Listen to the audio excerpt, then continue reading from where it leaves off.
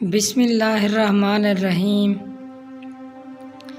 حضرت موسیٰ علیہ السلام اور ایک چرواہے کا دلچسپ واقعہ مکمل آخر تک ضرور سنیں۔ واقعہ شروع کرنے سے پہلے میری دعا ہے کہ اللہ ہمارے والدین کو سلامت رکھے، آمین۔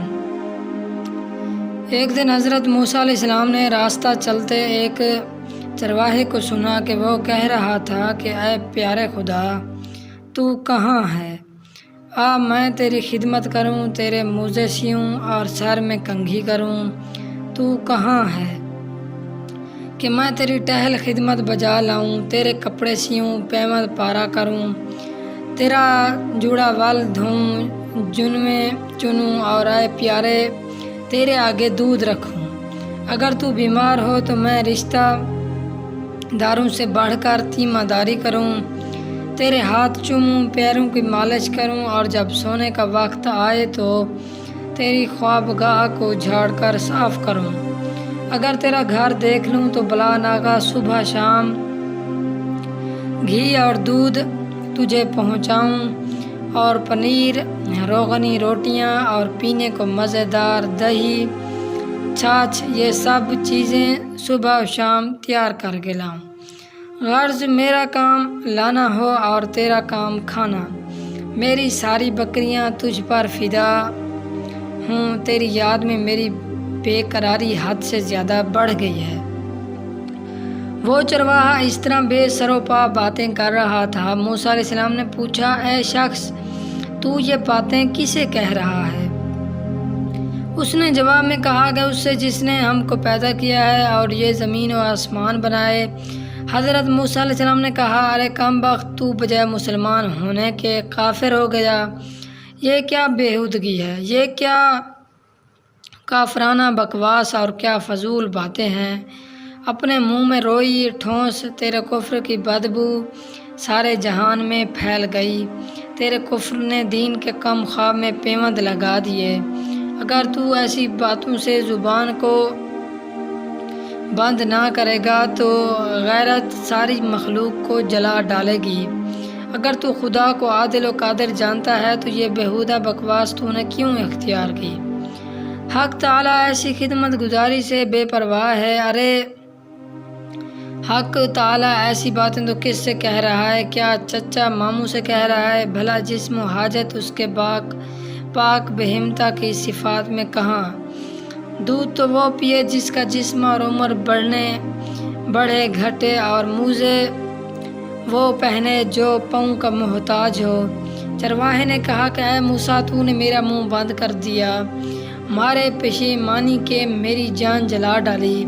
یہ کہہ کر کپڑے پھاڑ ڈالے، ایک آہ سرد کھینچی اور جنگل میں گھس کر غائب ہو گیا۔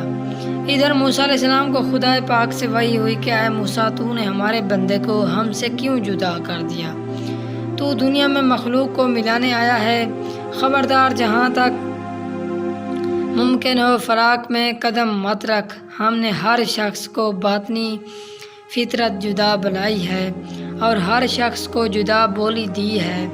جو بات اس کے لیے اچھی ہے وہ تیرے لیے بری ہے، وہی بات اس کے حق میں شہد کا اثر رکھتی ہے اور تیرے حق میں زہر کا۔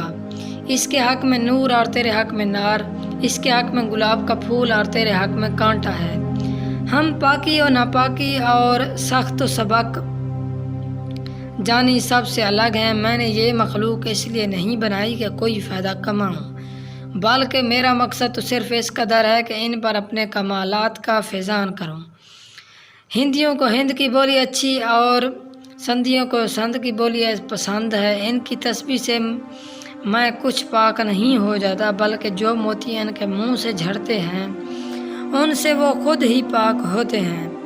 ہم کسی کے قول اور ظاہر کو نہیں دیکھتے، ہم تو آدمی کے باطن اور حال کو دیکھتے ہیں۔ اے موسیٰ، داناؤں کے آداب اور ہیں، دل جلوں جان ہاروں کے آداب دوسرے ہیں۔ جب موسیٰ علیہ السلام نے حق سے یہ عتاب سنا تو بے تاب ہو کر جنگل میں اس چرواہے کو ڈھونڈنے نکلے۔ اس کا نقش قدم پہچانتے ہوئے اس قدر مارے پھرے کہ سارے بیابان کی خاک چھان ڈالی۔ قاعدہ ہے کہ دیوانوں کا نقش پا دوسروں کے پاؤں سے نشان سے الگ ہوتا ہے۔ آخر کار آپ نے اسے تلاش کر لیا اور فرمایا کہ مبارک ہو، تجھے اجازت مل گئی، تجھے کسی ادب و اداب اور قاعدے کی ضرورت نہیں، تیرے جی میں جو آئے وہ تو کہے۔